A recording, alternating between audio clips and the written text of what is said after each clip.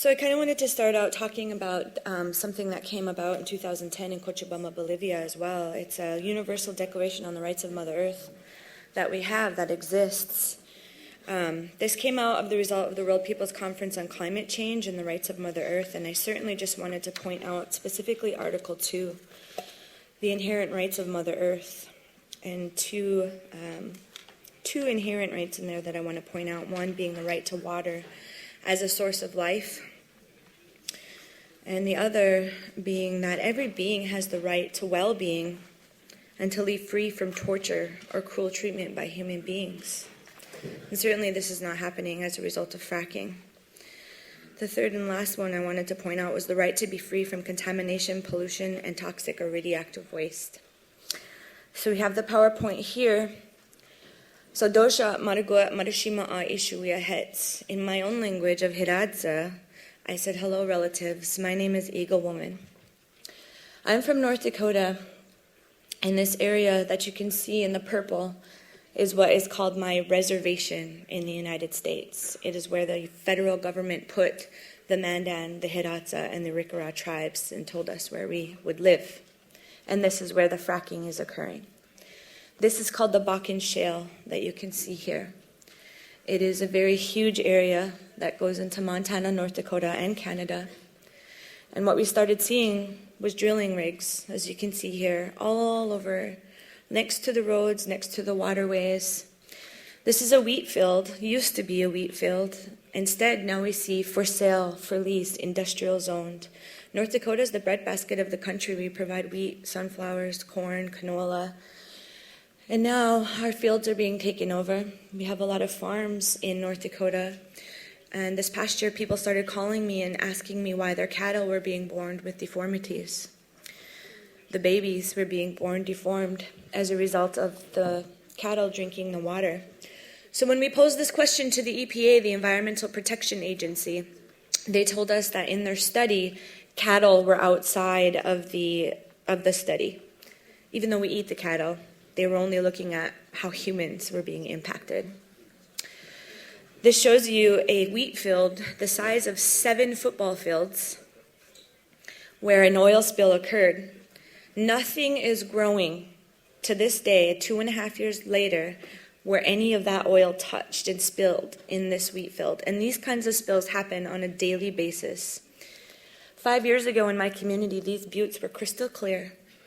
And now today, what you see is ozone and pollution from the volatile organic compounds. These companies get away with a lot, just in the states alone, just not being regulated. But on a reservation, they get away with even more.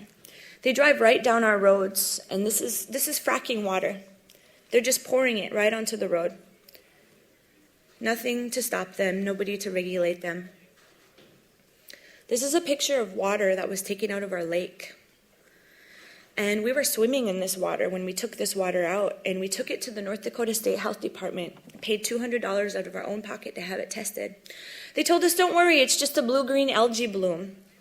I had no idea at the time what that meant, but it's toxic. You're not supposed to swim in it.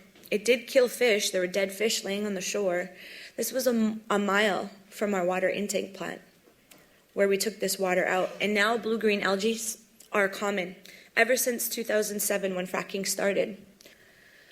That's Lake Sakakawea in the background that I'm talking about. In the foreground, you can see with this discolored area. Well, that's the frack water spill that happened in July of 2014. The largest spill to date that was recorded in North Dakota. They tell us this is just salt water, this is just water, don't worry. That is what it looks like as a result of that water touching the ground and getting into that little stream there and getting out into our lake. There was a study that was done that showed that the levels of tellurium, arsenic, selenium, radioactive materials was way beyond what humans should be exposed to, and it's sitting still today exposed on the top of the land with no cleanup in sight. This is a close-up of that. If you go stand down there, anywhere that water touched, this is what it looks like now. You can see the soil is crystallized on the top. It's dead. Fracking is literally sterilizing the land. This was a picture that was taken by National Geographic. They came and they did a whole thing on fracking, and They ended with a woman talking about one of those tanks where they store oil, and she opened it and said, it smells like the ocean. They didn't have one quote from our community members. I took them around our reservation for a whole week, and this is the picture that was on the cover, a beautification of fracking. There's nothing beautiful about it. Where you see where it says Bakken, this is an image from space. Those are flares. That's fire. That's natural gas being burned into the atmosphere as a byproduct of the industry. This is another picture of the United States with a view from space. That is North Dakota. Flaring, those are fires. It looks like a war zone where I come from. So companies put up signs that say, danger, poisonous gas. So I'm standing there taking the picture going, but I can only hold my breath for so long. We're breathing this in, and our children are getting sick. Cancers, asthmas, all these different things are on the rise and have increased over these past several years. We have a lot of semi-traffic as a result of having to haul the oil or the water or the fracked water. And in 2008, my friend Cassie was unfortunately on the road when one of those semis ran into her and killed her. She was 23 years old. And ever since that first semi took her life, we've had over 40 people in our community die just from the truck traffic alone. We have women that, as a result of the industry coming in, have been falling victim to the social impacts. When you have fracking, they tell you, here's money, here's thousands of dollars. So people get these checks, and they cash these checks, and they spend it on things that aren't good for them, things that have come into our community as a result of fracking, like heroin. Heroin is something we never had before. And my friend Ashley here didn't know how to deal with it, and she died this past year. And my friend Lisa died this past year. She spent 3 days in the hospital while her internal organs shut down because there's no system in place for all this stuff that came. Thousands of people came to North Dakota, thousands of oil men working on the rigs, thousands of forms of drugs and organized crime. Lisa left behind 5 children. This is what a frack sock looks like. They put these on the trucks to filter the water. When they do that, they become radioactive because they're digging down so deep that they're bringing up naturally occurring radioactive materials. A 5-year-old child was the one that found this and was playing with it. So we used a Geiger counter, and we measured how much the radioactivity was. And a human being should be exposed only to a maximum of 5 picocuries. A Geiger counter can measure 1,000 picocuries. This one was off the charts. A 5-year-old was playing with it.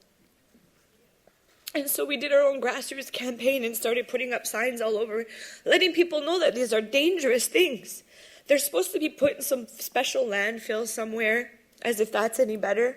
But these are just dumped in the ditches on the reservation. They tell North Dakotans, you should be happy. Look at all these jobs fracking is bringing you. You should be happy for all the jobs. Well, we had 10,125 jobs created in 1 year. The population of North Dakota increased by 11,000 people that year. The jobs aren't going to us. It's going to all these people that are coming in and living there temporarily for the industry and building man camps. They're literally living out in these FEMA trailers and RV trailers, thousands upon thousands of men. The violence against women and our rape has gone up by 167%. There was a child, a 4-year-old child that was found walking away, running away naked after having been sexually abused from one of these man camps. We have to watch out for our children. We can't walk around. This is a community of 1,500 people where we used to leave our doors open. We used to borrow sugar from our neighbors. The worst thing that used to happen was when I was little, around Halloween time, we used to go egging. We used to throw eggs at our teachers' houses. I'm sorry for any teachers. We used to be the dangerous part. And now we're dealing with this in our communities. Man camps everywhere. And they're just welcomed in by our own tribal government. They brought them in. They said, come on, we were sold out by our tribal government. They signed contracts and said, it's in the best interest of the people. The federal government, in fact, rubber-stamped the authority for these companies to come onto our lands, saying that it was in the best interest of the people. So we sued the federal government, $400 million for a breach of trust of their fiduciary responsibilities, and we lost. Indeed, we've lost in tribal court. We've lost several times. But this is the message that these men have left us on our dumpsters in our communities. After we welcomed them in and said, yeah, come and have a job here. This is what they tell us as natives living there on that land. This is what we read in the headlines now. Small local newspapers talk about murder, talk about the madness. I've lost loved ones that have literally been murdered, stabbed, shot, disappeared. We used to think these kinds of things only were happening on TV and movies, and it's happening right in our backyard as a result of fracking. But we don't just stand around and do nothing about it. We organize in our communities and we get together and we take the power back because nobody's going to do it for us. We have to empower our communities to say no more. We're going to stop fracking by nonviolent direct actions, by making our voices heard, indeed by coming to Paris and telling you why you don't want fracking in your community. We put out signs to show the truckers that we don't want them here. We don't want all these semi-drivers.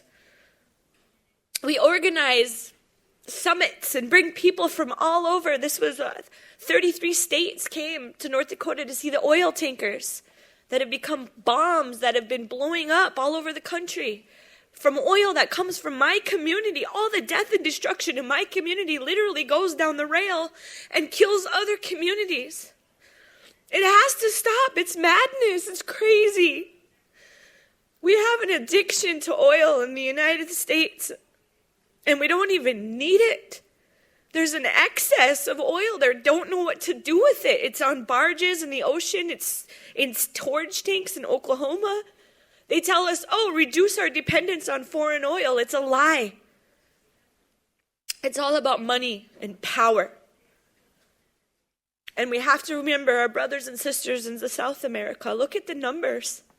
If we have that much oil in North America and they have that much in South America, what's going to happen? What's happening to our folks in the South? And so the reason I do what I do is to protect future generations. We need to speak up for the 7 generations, those modded to go down the road that can't even speak for themselves. We have to be a voice for the future. Water is life. Fracking kills water. Fracking kills life. It is no coincidence that as women and as mothers, we carry our babies in water. And so I share this really personal moment with me with you. This is seconds after my daughter Ayana was born 2 years ago. It really puts it into perspective about how water truly is life and how we have future power shifters coming down the line. And we're going to teach them the right way.